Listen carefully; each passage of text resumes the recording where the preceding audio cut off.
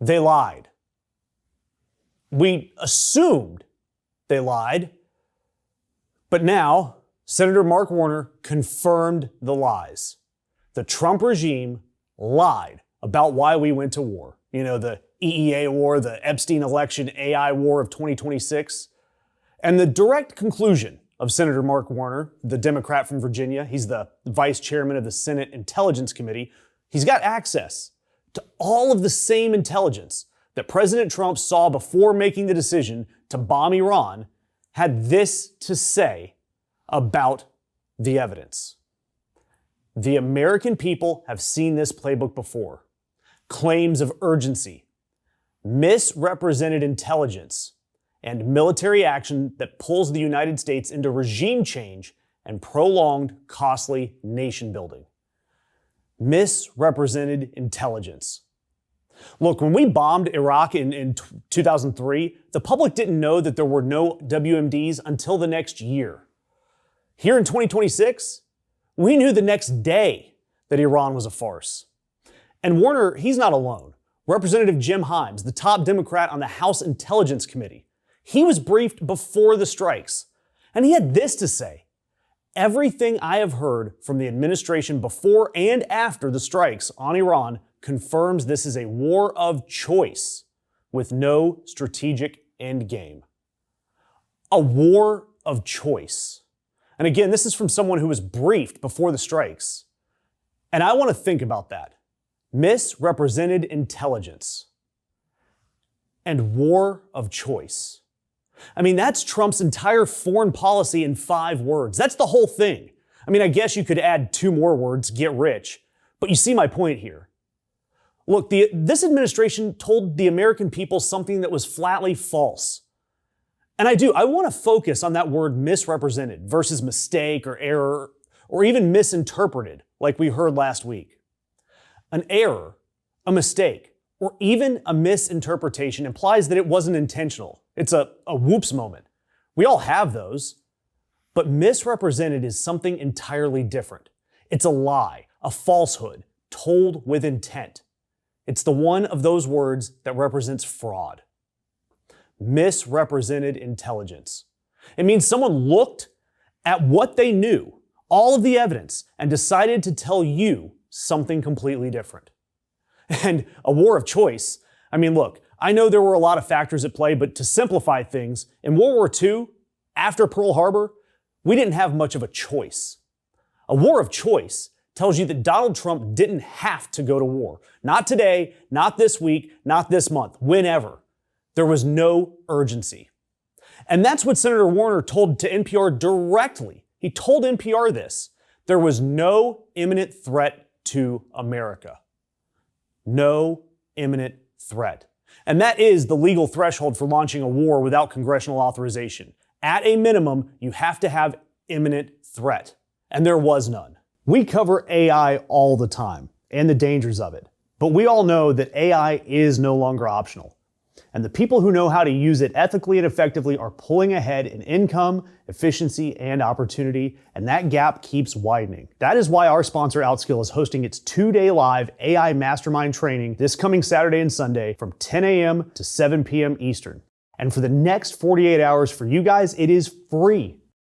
Outskill is one of the first AI-focused education platforms, rated 4.9 out of 5 on Trustpilot. They've got more than 10 million professionals trained worldwide.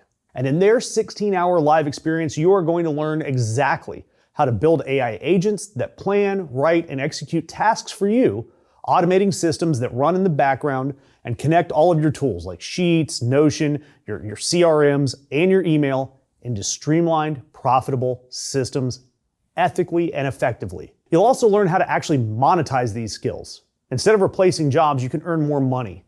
And some participants have launched AI-powered services generating thousands per week using what they learned from Outskill. If you attend both days, you unlock over $5,000 in bonuses, including their AI Prompt Bible, their Profit Roadmap, their Toolkit Builder, and the 2026 AI Survival Hackbook. Look, Outskill, seats are limited. Grab your free spot using the link in our description.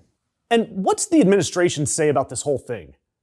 You've got Speaker Mike Johnson, who looks like he stole his dad's suit to dress up like a congressman, confirmed that the Gang of Eight was briefed earlier this week that military action may become necessary.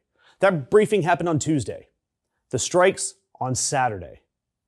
Warner is saying publicly that he was called by Secretary Rubio the night before, not to consult about anything, but to notify about the pending bombings. And look, there's a difference between consulting and being notified. One is saying, hey, you know what? We want your input.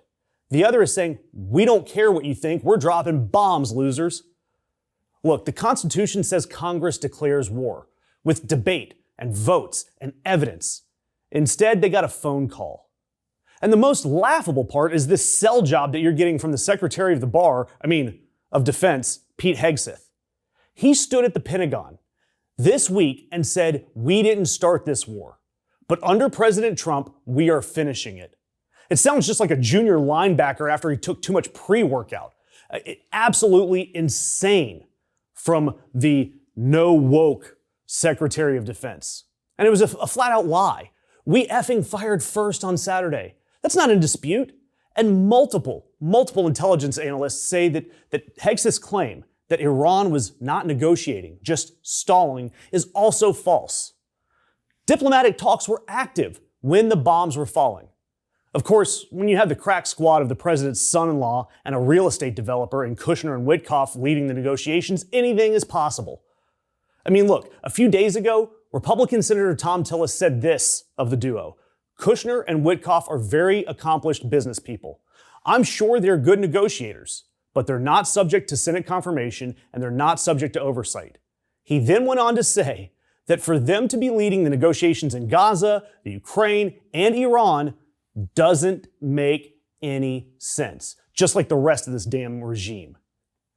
Imminent threat, it was a lie. No negotiations going on, another lie. And we had no congressional authorization and two dumbass business people trying to pull the art of the deal on the Iranian Ayatollah. Look, remember, this is the clown car that misrepresented intelligence to start a war. And they're the same clown car, the same regime currently drafting an executive order to seize control of the 2026 midterms. The same administration that tried to ban an AI company and used that company's AI in the war anyway. And then they called a school bombing in Iran something they were looking into. Look, Warner called this the playbook he's seen before. Iraq, 2003, claims of urgency, misrepresented intelligence. Look, we know how that worked out, exactly how it worked out. Different decade, same war. Doesn't it seem like our feeds are getting filled with more and more BS right-wing MAGA content? It's no secret that all these top tech bros are in love with the current regime, so it's no surprise that independent left-leaning media is being squashed by the algorithm. If you like our content and content like us, it doesn't take long to click that thumbs up, share, comment, or subscribe. So please help us keep the truth alive.